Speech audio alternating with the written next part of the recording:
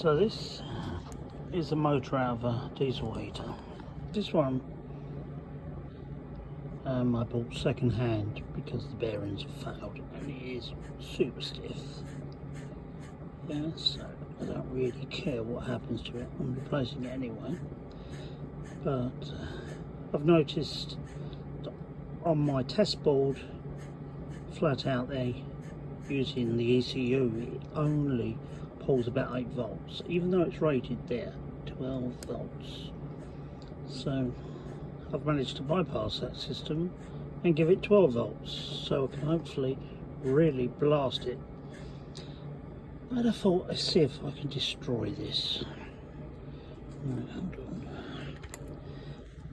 Now, I got these 2 little batteries are fully charged, but they're wired for 24 volt.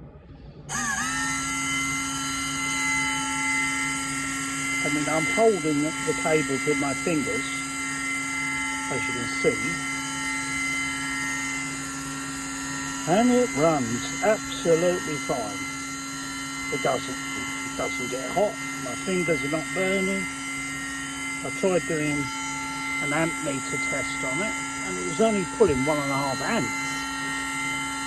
So whether it's 12 volt, 24 volt, I don't know what its limit is. Stone cold, absolutely stone cold. That is bonkers. That's stiff as